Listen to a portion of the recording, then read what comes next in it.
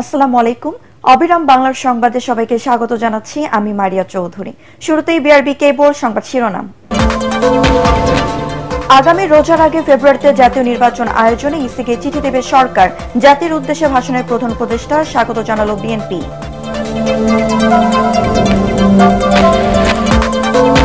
রাষ্ট্রীয় সাংবিধানিক স্বীকৃতি পাচ্ছে জুলাই গণঅভ্যুত্থান, শহীদদের জাতীয় বীর এবং আহতদের আইনি সুরক্ষার প্রতিশ্রুতি। ঘোষণাপত্র দিলেন ডক্টর ইউনূস।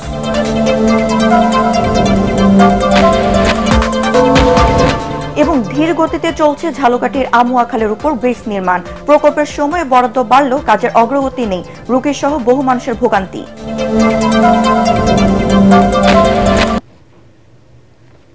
শুনছিলেন বিআরবি কেবল সংবাদ শিরোনাম। এবার জানিয়ে দেব বিস্তৃত সংবাদ।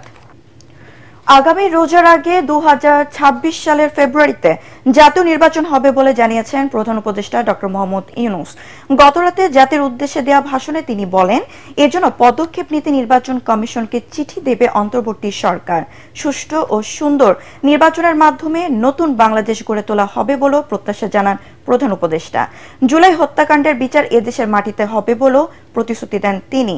আর যেন কেউ ফ্যাসিস্ট হয়ে উঠতে না পারে সেভাবেই রাষ্ট্রের মেরামত করার অঙ্গীকার করেন প্রধান উপদেষ্টা। বিস্তারিত জানাচ্ছেন ইয়াসিন রানা রিপোর্টে। বিসমিল্লাহির রহমানির রহিম। প্রিয় দেশবাসী, সবাইকে আমার সালাম জানাচ্ছি। আসসালামু আলাইকুম। জুলাই গণঅভ্যুত্থানের প্রথম বর্ষপূর্তিতে মঙ্গলবার দিনভর নানা কর্মসূচির পর রাতে জাতির উদ্দেশ্যে ভাষণ দেন প্রধান উপদেষ্টা। এতে জুলাই অভ্যুত্থানের প্রত্যাশা ও নানা প্রাপ্তির কথা তুলে ধরেন তিনি। আগামী জাতীয় নির্বাচনের সময় রাষ্ট্র মেরামত, জুলাই সনদ, হত্যাকাণ্ডের বিচার, আইন শৃঙ্খলা বাহিনীর সংস্কার, প্রবাসীদের নানা সমস্যা সমাধানে অন্তর্বর্তী সরকারের নেওয়া উদ্যোগ এবং নতুন ভোটারদের বিশেষ বার্তা দেন ডক্টর মোহাম্মদ ইউনূস। বাংলাদেশের ইতিহাসের এক অবিস্মরণীয় দিন। তিনি বলেন, 1 বছর আগে জুলাই গণঅভ্যুত্থানে ফ্যাসিবাদী শাসন থেকে মুক্ত হয় বাংলাদেশ। নতুন করে কেউ যেন ফ্যাসিস্ট না হতে পারে সেজন্য রাষ্ট্র মেরামত করা হবে। ভবিষ্যতের কোন সরকারই যেন আর ফ্যাসিস্ট হয়ে উঠতে না পারে। রাষ্ট্রকে এমনভাবে মেরামত করতে হবে যাতে কখনো কোথাও ফ্যাসিবাদের লক্ষণ পাওয়া গেলেই সেটিকে যেন তাৎক্ষণিকভাবে সেখানেই নির্মূল করা যায়। এক্ষেত্রে জুলাই সনদ গুরুত্বপূর্ণ ভূমিকা পালন করবে বলে আশা তার। জুলাই সনদ একটি ঐতিহাসিক অর্জন। এটা শুধু আমাদের রাজনৈতিক ইতিহাসে নয়, বৃহত্তর পরিমণ্ডলের রাজনৈতিক ইতিহাসও স্মরণীয় হয়ে থাকবে। তিনি জানান, জুলাই হত্যাকাণ্ডের বিচার কাজ দ্রুততার সাথে চলছে। ইতিহাসের নির্মম হত্যাযজ্ঞে যারা জড়িত তাদের বিচার এদেশের মাটিতে হবেই। বিচার প্রক্রিয়া ও এর ফলাফল ক্রমান্বয়ে মানুষের কাছে প্রকাশিত হতে থাকবে। বিচারের পুরো প্রক্রিয়া দেশবাসীর কাছে স্বচ্ছ ও দৃশ্যমান রাখা হচ্ছে। জাতীয় নির্বাচন আগামী রোজার আগেই আয়োজন করা হবে বলে আবারও জানান প্রধান উপদেষ্টা। অন্তর্বর্তী সরকারের পক্ষ থেকে আমি প্রধান নির্বাচন কমিশনারের কাছে চিঠি পাঠাবো যেন নির্বাচন কমিশন আগামী রমজানের আগে 2026 সালের ফেব্রুয়ারি মাসে জাতীয় নির্বাচন অনুষ্ঠানের আয়োজন করেন। আপনারা সকলেই দোয়া করবেন যেন সুন্দরভাবে নির্বাচন অনুষ্ঠান করে এদেশের সকল নাগরিক একটি নতুন বাংলাদেশ গড়ার কাজে সফলভাবে এগিয়ে যেতে পারে। তবে গায়ের জোরে নির্বাচিত হয়ে ক্ষমতায় আসলে সেই পরিণতি ভালো হয় না বলেও মন্তব্য করেন প্রফেসর ইউনূস। একটা গোষ্ঠী নির্বাচনকে বাধাগ্রস্ত করার জন্য উন্মুখ হয়ে আছে। তারা দেশের গণতান্ত্রিক অগ্রযাত্রাকে ব্যাহত করতে দেশের বাইরে বসে ভেতরে থেকে নানা অপচেষ্টায় লিপ্ত রয়েছে। দেশের ইতিহাসে এখন পর্যন্ত যতগুলো বড় সংঘাত, সহিংসতার ঘটনা ঘটেছে তার সবগুলোর নেপথ্য কারণ ছিল ত্রুটিপূর্ণ নির্বাচন। ত্রুটিপূর্ণ নির্বাচনের মধ্য দিয়ে কোন দল যদি গায়ের জোরে নির্বাচিত হয়ে ক্ষমতায় আসে তার চূড়ান্ত পরিণতি কি তার জুলাই অভ্যুত্থান আমাদের দেখিয়ে দিয়েছে। দলীয় বাহিনীতে পরিণত হওয়া ভঙ্গুর আইন শৃঙ্খলা বাহিনীকে নতুন করে গড়ার চেষ্টার কথা জানান প্রধান উপদেষ্টা। তিনি আরো বলেন, সংস্কারের মাধ্যমে দেশে গতিশীলতা আসবে। দুর্নীতি অনিয়ম বন্ধ হলে এর সুফল পাবে দেশবাসী। নতুন বাংলাদেশ গড়ার প্রথম বড় পরীক্ষায় সফলভাবে উত্তীর্ণ হয়। ইয়াসিন রানা, এটিএন বাংলা, ঢাকা। জুলাই ঘোষণাপত্র ও ফেব্রুয়ারিতে জাতীয় নির্বাচন আয়োজনে প্রধান উপদেষ্টার ঘোষণাকে স্বাগত জানিয়েছেন বিএনপির স্থায়ী কমিটির সদস্য সালাউদ্দিন আহমেদ।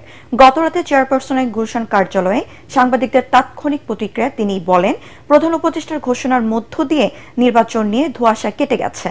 জুলাই গণঅভ্যুত্থানের রাষ্ট্রীয় ও সাংবিধানিক স্বীকৃতি দিতে বিএনপিও প্রতিশ্রুতিবদ্ধ বলে জানান সালাউদ্দিন আহমেদ। এদিকে জুলাই ঘোষণাপত্র ও জাতীয় নির্বাচনের সময় ঘোষণার পর সার্বিক পরিস্থিতি নিয়ে দলের করণীয় ঠিক করতে জরুরি বৈঠক করেছে বিএনপির জাতীয় স্থায়ী কমিটি। লন্ডন থেকে ভার্চুয়ালি বৈঠকে সভাপতিত্ব করেন দলের ভারপ্রাপ্ত চেয়ারম্যান তারেক রহমান। আজকে মাননীয় প্রধান উপদেষ্টা দুইটি গুরুত্বপূর্ণ ঘোষণা দিয়েছেন, একটি জুলাই ঘোষণাপত্র আর একটি জাতির উদ্দেশ্যে ভাষণের মধ্য দিয়ে তিনি নির্বাচনের ঘোষণা দিয়েছেন। আমরা দুটোকেই স্বাগত জানাই। জুলাই ঘোষণাপত্রের যে সমস্ত ঘোষণা তাকে রাষ্ট্রীয়ভাবে এবং সাংবিধানিকভাবে স্বীকৃতি দেওয়ার জন্য আমরা প্রতিশ্রুতিবদ্ধ এবং যথাযোগ্য জায়গায় সংবিধানে সেটা স্থাপন করা হবে, সেই প্রতিশ্রুতি আমরা আগেও দিয়েছিলাম। নির্বাচনে মানুষের ভোটাধিকার প্রয়োগের জন্য যে পরিবেশ সৃষ্টির জন্য মাননীয় প্রধান উপদেষ্টা যে সমস্ত পরামর্শ দিয়েছেন সেটা অবশ্যই প্রণিধানযোগ্য। এর আগে গতকাল বিকেলে জাতীয় সংসদ ভবন প্রাঙ্গণ থেকে জুলাই ঘোষণাপত্র পাঠ করেন প্রধান উপদেষ্টা।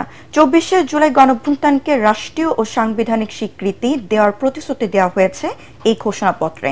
এতে ডক্টর ইউনূসের নেতৃত্বাধীন অন্তর্বর্তী সরকারকেও সাংবিধানিকভাবে বৈধ বলে ঘোষণা দেওয়া হয়। একই সাথে গণ অভ্যুত্থানের শহীদদের জাতীয় বীর ও তাদের পরিবার এবং আহতদের আইনের সুরক্ষা দেওয়ার অঙ্গীকার করা হয়েছে। বিস্তারিত জানাচ্ছেন ইকরামুল হক সাইম।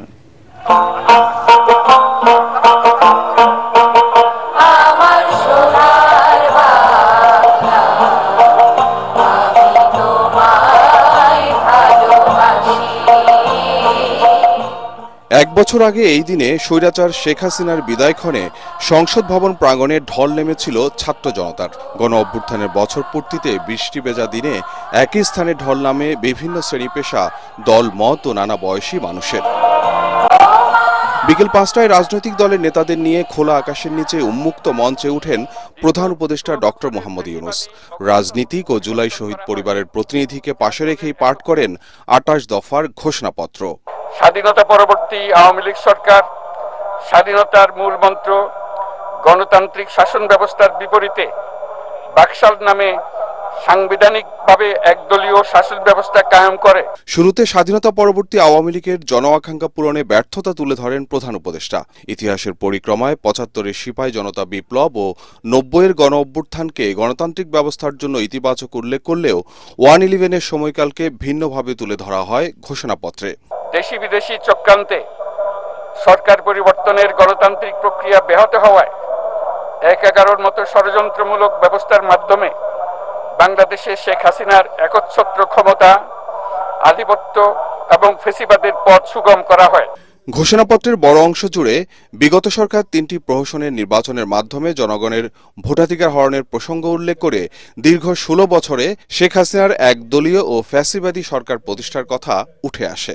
শেখ হাসিনার আওয়ামী লীগ সরকারের দুঃশাসন, গুম খুন, আইন বহির্ভূত হত্যাকাণ্ড, মত প্রকাশের স্বাধীনতা হরণ এবং একদলীয় স্বার্থে সংবিধান সংশোধন ও পরিবর্তন বাংলাদেশের সকল রাষ্ট্রীয় সাংবিধানিক প্রতিষ্ঠানসমূহকে ধ্বংস করে।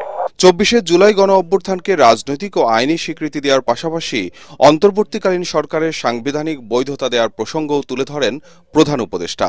বাংলাদেশের রাজনৈতিক ও সাংবিধানিক সংকট মোকাবেলায় গণ অভ্যুত্থানের মধ্য দিয়ে ব্যক্ত জনগণের সার্বভৌমত্বের প্রত্যয় ও প্রয়োগ রাজনৈতিক ও আইনি উভয় দিক থেকে যুক্তিসঙ্গত, বৈধ ও আন্তর্জাতিকভাবে স্বীকৃত এবং যেহেতু জনগণের দাবি অনুযায়ী এরপর অবৈধ দ্বাদশ জাতীয় সংসদ ভেঙে দেওয়া হয় এবং সংবিধানের ১০৬ অনুচ্ছেদ অনুসারে সুপ্রিম কোর্টের মতামতের আলোকে সাংবিধানিকভাবে ডক্টর মোহাম্মদ ইউনূসের নেতৃত্বে ৮ই আগস্ট ২০২৪ তারিখে একটি অন্তর্বর্তীকালীন সরকার গঠন করা হয়। একই সাথে গণ অভ্যুত্থানের শহীদ পরিবার, আহত সহ আন্দোলনকারীদের আইনি সুরক্ষা দেওয়ার অঙ্গীকার করা হয় ঘোষণাপত্রে। বাংলাদেশের জনগণ জুলাই জনগণের সকল শহীদদের জাতীয় বীর হিসেবে ঘোষণা করে শহীদদের পরিবার, আহত যোদ্ধা এবং আন্দোলনকারী ছাত্র জনতাকে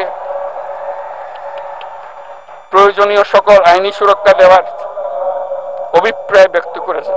বলা হয়, পরবর্তী নির্বাচিত সরকারের সংস্কারকৃত সংবিধানের তফসিলে সন্নিবেশ করা হবে জুলাই ঘোষণাপত্র। জুলাই ঘোষণাপত্র এমন একটি দলিল যার মাধ্যমে রাষ্ট্রীয় ও সাংবিধানিক স্বীকৃতি পেল 24-এর জুলাই গণ অভ্যুত্থান। বৈধতা পেল ডক্টর ইউনূসের নেতৃত্বাধীন অন্তর্বর্তীকালীন সরকার। একই সাথে আগামী দিনে দুর্নীতিমুক্ত, বৈষম্যমুক্ত এবং গণতান্ত্রিক রাষ্ট্র ব্যবস্থা গড়ার দৃঢ় প্রত্যয় উঠে এসেছে জুলাই ঘোষণাপত্রে। ইকরামুল হক সায়েম, এটিএন বাংলা, ঢাকা। জুলাই ঘোষণাপত্র নিয়ে মিশ্র প্রতিক্রিয়া জানিয়েছেন বিভিন্ন রাজনৈতিক দল। এতে সন্তুষ্ট জাতীয় নাগরিক পার্টি এনসিপি, তবে হতাশা প্রকাশ করেছে জামায়াতে ইসলামী। যদিও এই ঘোষণাপত্রে রাষ্ট্র সংস্কারের সম্ভাবনা খুবই ক্ষীণ বলে মন্তব্য করেছেন গণপরিষদের সভাপতি নুরুল হক নূর। জুলাই ঘোষণাপত্রকে স্বাগত জানিয়েছেন হেফাজতে ইসলাম। ইয়াসিন রানার আরেকটি রিপোর্ট।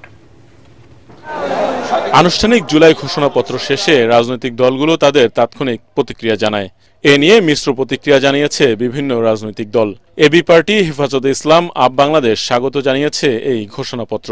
আমরা সম্মিলিতভাবে সবার উপস্থিতিতে যে আমরা একটা ঘোষণাপত্র শেষ পর্যন্ত তৈরি করতে পেরেছি, বলতে পেরেছি, এবং এই অঙ্গীকারটা যদি আমরা বাস্তবায়ন করতে পারি তাহলে ইনশাআল্লাহ আমাদের শহীদদের রক্ত, আমাদের এত অপরিসীম মানুষের ত্যাগ এবং তিতিক্ষার মধ্য দিয়ে যে অর্জন, সেটা সাফল্যমণ্ডিত হবে। ওভারঅল তো ঘোষণাপত্রের ঘোষণাটা স্বাগত জানানো, কারণ হলো যে এটা জাতি অনেকদিন ধরে অপেক্ষা করেছে, কিন্তু প্রত্যাশা বা আকাঙ্ক্ষার জায়গাটা আরো বেশি। এটা দেশের জন্য একটা মঙ্গলজনক কাজ হয়েছে। আমাদের প্রত্যাশা শতভাগ পূরণ হবে সেটা তো আমরা আশা করতে পারি না। জমিয়তে উলামায়ে ইসলাম তাদের প্রতিক্রিয়া পরে জানাবে বলে জানান নেতারা। আর গণ অধিকার পরিষদের সভাপতি নুরুল হক নূর বলেন, এই ঘোষণাপত্রে রাষ্ট্র সংস্কারের সম্ভাবনা ক্ষীণ। আমরা জাতীয় ঐক্যমত্য কমিশন রাজনৈতিক দলগুলোর সাথে সংলাপ করে যে যে বিষয়গুলোতে ঐক্যমত্যে পৌঁছেছেন ওই জায়গাগুলোর আদলে ওইভাবে জুলাই সনদ ঘোষিত হবে বলে আমরা আশাবাদী। ঘোষণাপত্রে আমরা লক্ষ্য করেছি যে যেটা বলা হয়েছে যে আগামী সংসদ বাস্তবায়ন করবে, সেই ক্ষেত্রে আসলে আমাদের যে একটা বৃহত্তর রাষ্ট্র সংস্কারের জন আকাঙ্ক্ষা ছিল সেটা কিছুটা একটা অনিশ্চয়তা তৈরি হয়েছে যে আসলে সামনের সংসদ কিংবা যারা সরকার গঠন করবে সেটা কতটুকু কি বাস্তবায়ন করবে।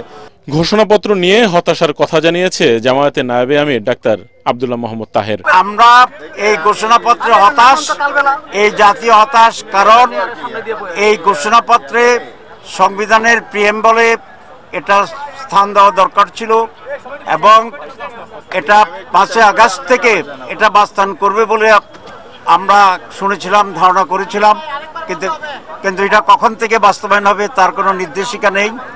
শহীদ পরিবার, পঙ্গু যারা আছে তাদের ব্যাপারে কোনো স্পষ্ট নির্দেশিকা নাই। ইয়াসিন রানা, এটিএন বাংলা, ঢাকা। ধীর গতিতে চলছে ঝালকাঠির কাঠালিয়া উপজেলার আমুয়া খালের উপর ব্রিজ নির্মাণ কাজ। প্রকল্পের সময় ও বরাদ্দ বাড়লেও কাজের অগ্রগতি নেই। উপজেলা স্বাস্থ্য কমপ্লেক্স, যাতায়াতের প্রধান সড়কে ব্রিজ না থাকায় ভোগান্তিতে রোগী সহ অসংখ্য মানুষ। ঝালকাঠি প্রতিনিধি HM নাসির উদ্দিনের পাঠানো রিপোর্ট, জানাচ্ছেন জাহিদুল আলম। ঝালকাঠির কাঠালিয়া উপজেলার আমুয়া খালের উপর 68 মিটার দীর্ঘ সেতুটি 2016 সালের 17 আগস্ট কার্গো জাহাজের ধাক্কায় ভেঙে যায়। 2022 সালের মে মাসে এটি নতুন করে নির্মাণ শুরু করে LGED। 2023 সালের অক্টোবরে কাজ শেষ হওয়ার কথা থাকলেও নকশায় পরিবর্তন আনায় মেয়াদ বাড়ানো হয় 2025-এর 30 জুন পর্যন্ত। তবে 3 বছরের বেশি সময় পার হলেও মাত্র কয়েকটি পিলার বসাতে পেরেছে ঠিকাদারি প্রতিষ্ঠান messrs Supti construction and Kabir brothers. নির্মাণাধীন সেতুটির পাশে স্থানীয়দের চলাচলের জন্য একটি কাঠের বিকল্প সেতু তৈরি করা হলেও সেটি দিয়ে যাতায়াত করা খুবই ঝুঁকিপূর্ণ হয়ে পড়ছে স্থানীয় বাসিন্দাদের জন্য। 1 বছরের মধ্যে আগে কোনো কন্ট্রাক্টরের কোনো খোঁজখবর নাই। প্রাথমিক অবস্থায় ব্রিজ ভাঙার পরে কাজ চলমান ছিল, এরপরে 5 তারিখের পর থেকে কন্ট্রাক্টর নিচ্ছে। পার্শ্ববর্তী একটা কাঠের পুল দিয়েছে, নতুন ব্রিজ হওয়ার কারণে কাঠের পুল ঝুঁকিপূর্ণ। আমরা শিক্ষার্থীরা আসা যাওয়া করতে পারি না, 2 বছর যাবত ব্রিজটার কাজ বন্ধ আছে। আমরা খুবই দুর্ভোগের ভিতরে আছি, কারণ এই যে তার চাক্কা আটকে পড়ে কাঠের ভিতরে। আমাদের রুগী নিয়েও যাওয়া যায় না, নিজেরাও পারা যেতে পারি না। অতি দ্রুত যাতে এই ব্রিজটার কাজ চালু হয়, যাতে ব্রিজটার ব্যবস্থা করা হয়। সেতুর অভাবে কাঙ্ক্ষিত স্বাস্থ্যসেবা থেকে উপজেলাবাসী বঞ্চিত হচ্ছেন, এমনটাই জানান এই চিকিৎসক। যে সকল রোগীরা খুব অসুস্থ থাকে তাদেরকে নিয়ে আসা ওই ব্রিজ দিয়ে আসলে খুব কষ্টসাধ্য ব্যাপার, এবং অনেক সময় এই ঝাঁকুনির কারণে অনেকের অনেক ক্ষতিও হয়ে থাকে। চলতি বছরের ডিসেম্বরের মধ্যেই কাজ শেষ করার পরিকল্পনা রয়েছে বলছে স্থানীয় সরকার প্রকৌশল বিভাগ। তো ঠিকাদার 2025-এর ডিসেম্বর পর্যন্ত সময় চেয়েছে, এর মাঝেই সে কাজটি সম্পন্ন করবে। বর্তমানে আসলে যে জনভোগান্তি তৈরি হয়েছে, জনভোগান্তি দূরীকরণে এলজিডিও চেষ্টা করছে দ্রুত সময়ে কাজটি শেষ করার জন্য। জানমালের নিরাপত্তা নিশ্চিতে দ্রুত সেতুটি নির্মাণ কাজ সম্পন্ন করার দাবি স্থানীয়দের। Bureau report, ATN Bangla. মেহেরপুরের গাংনী উপজেলার সড়কে ককটেল ফাটিয়ে পথচারীদের কাছ থেকে টাকা লুট করেছে ডাকাত দল। গতরাত 9টায় উপজেলার থানা এলাকায় ধানখোলা সড়কে এই ঘটনা ঘটে। স্থানীয়রা জানান, রাতে 7-8 জনের একদল ডাকাত পরপর 3টি ককটেল ফাটিয়ে আতঙ্ক সৃষ্টি করে। পরে সড়ক অবরোধ করে যাত্রী ও পথচারীদের কাছ থেকে লক্ষাধিক টাকা ও স্বর্ণালঙ্কার সহ অন্যান্য জিনিসপত্র কেড়ে নেয় ডাকাতরা। খবর পেয়ে গাংনী থানার পুলিশের একটি টিম ঘটনাস্থল পরিদর্শন করে। ডাকাতদের ধরতে অভিযান চলছে। এবার খেলার খবর।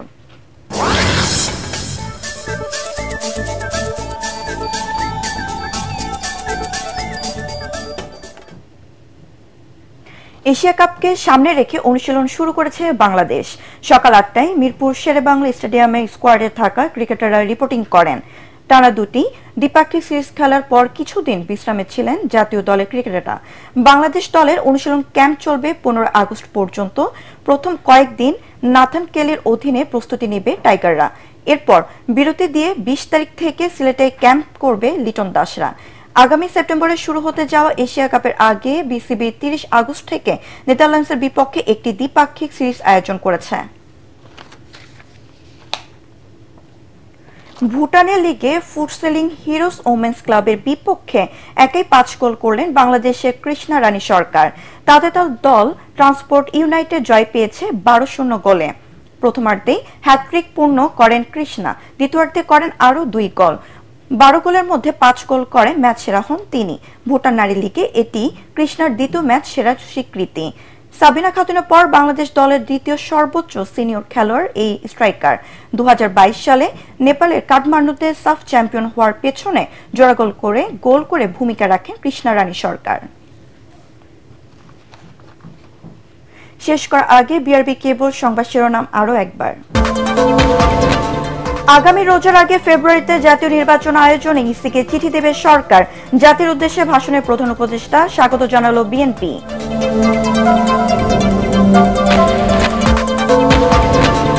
রাষ্ট্রীয় সাংবিধানিক স্বীকৃতি পাচ্ছে জুলাই গণঅভ্যুত্থান, শহীদদের জাতীয় বীর এবং আহতদের আইনি সুরক্ষার প্রতিশ্রুতি। ঘোষণাপত্র দিলেন ডক্টর ইউনূস। এবং ধীর গতিতে চলছে ঝালকাঠির আমুয়া খালের উপর ব্রিজ নির্মাণ। প্রকল্পের সময় ও বরাদ্দ বাড়লেও কাজের অগ্রগতি নেই, রোগী সহ বহু মানুষের ভোগান্তি। পরবর্তী সংবাদ দেখার আমন্ত্রণ জানিয়ে এখনকার মতো শেষ করছি। এটিএন বাংলা সংবাদ ইউটিউবে দেখতে ব্রাউজ করুন youtube/ATN বাংলা নিউজ। ধন্যবাদ সবাইকে।